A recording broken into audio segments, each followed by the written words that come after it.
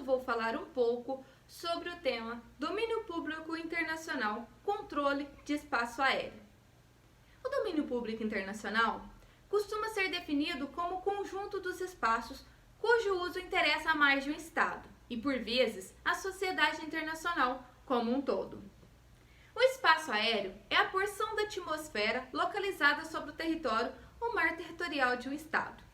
Sobre esse espaço aéreo sobrejacente, o direito internacional reconhece soberania exclusiva do Estado, soberania dos Estados sobre o espaço aéreo acima de seu território, inclusive o mar territorial. Este espaço pode ser usado por todos os países de acordo com as regras internacionalmente concedidas pelos países signatários de convenções multilaterais e também países que aderiram às convenções internacionais e que regulamentação própria para várias atividades dentro do espaço aéreo para que as aeronaves possam utilizar de maneira livre para fins comerciais ou não, dentro de regras propriamente concedidas por convenções que falaremos sobre elas de modo geral. Neste espaço, o Estado exerce soberania plena sobre área situada sobre seu território e seu mar territorial.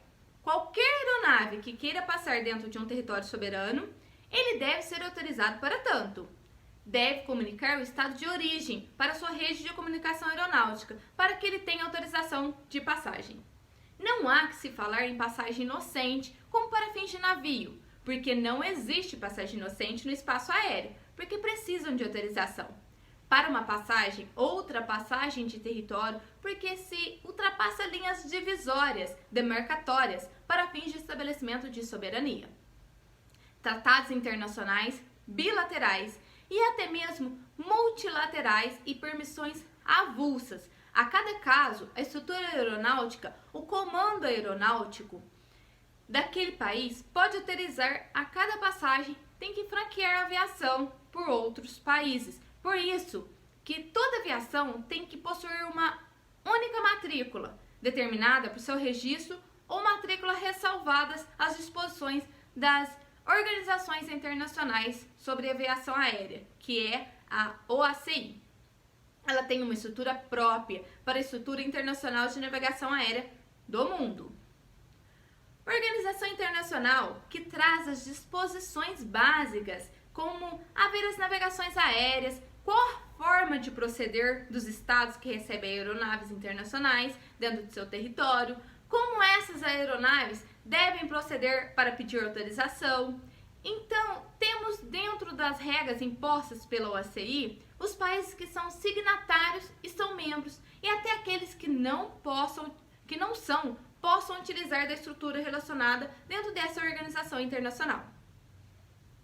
Por outro lado, vemos que a segurança do tráfego aéreo é uma preocupação comum de toda a comunidade internacional, como se demonstra pela celebração das convenções.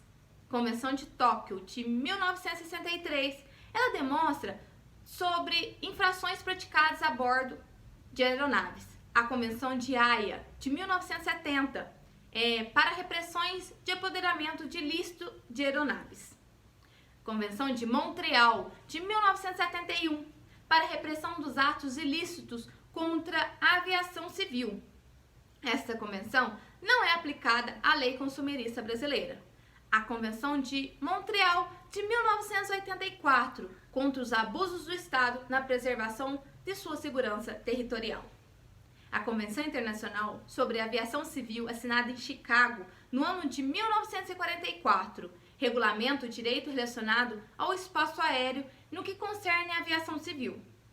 A Convenção de Chicago consagra as 5 liberdades do ar, que mais tarde foram expandidas para 9, devido aos desentendimentos que surgiram acerca da liberalização proposta pela Convenção. As liberdades do ar são direitos que um Estado outorga ao outro, como uma negociação bilateral. São elas: a primeira liberdade, o direito de sobrevoar o território do Estado contratante sem pousar. Segunda liberdade, o direito de fazer uma escala técnica, tipo reabastecimento, manutenção, no território do outro estado contratante, sem embarcar ou desembarcar passageiro ou carga. Terceira liberdade, o direito de transportar passageiros e carga do território do estado de nacionalidade da aeronave para o território de outro estado contratante. Quarta liberdade, o direito de transportar passageiros e carga do território do estado contratante para o território do estado de nacionalidade da aeronave. Quinta liberdade, o direito de transportar passageiros e carga entre o território do estado contratante e o território de um estado no âmbito de um serviço aéreo destinado ou proveniente do estado de nacionalidade da aeronave.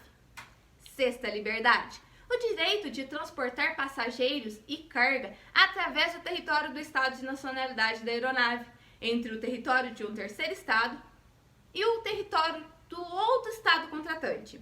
Sétima liberdade, o direito de transportar passageiros e carga entre o território do outro estado contratante e o território do terceiro estado, sem continuar o serviço aéreo para o território do estado de nacionalidade da aeronave. Oitava liberdade, o direito de transportar passageiros e carga entre dois pontos no território do outro estado contratante, no âmbito de um serviço aéreo destinado ou proveniente do estado de nacionalidade da aeronave. Trata-se de direito de cabotagem, raramente concedidos. Nona liberdade, o direito de transportar passageiros e carga entre dois pontos no território do outro estado contratante, sem continuar o serviço aéreo para o território do estado de nacionalidade da aeronave. Trata-se de direito de cabotagem pura, raramente concedidos. Essas liberdades, a própria convenção, são aplicadas às aeronaves civis.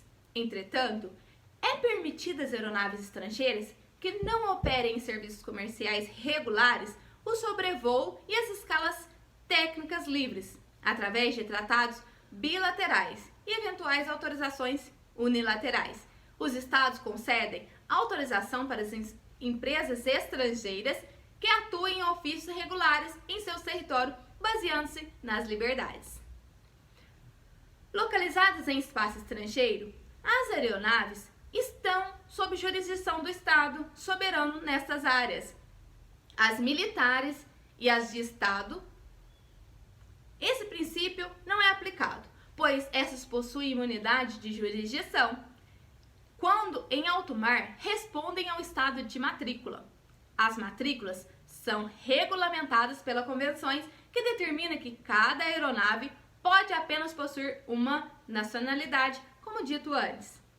Espero que tenha colaborado um pouco para o entendimento desse tópico, domínio público internacional, controle do espaço aéreo. Bons estudos!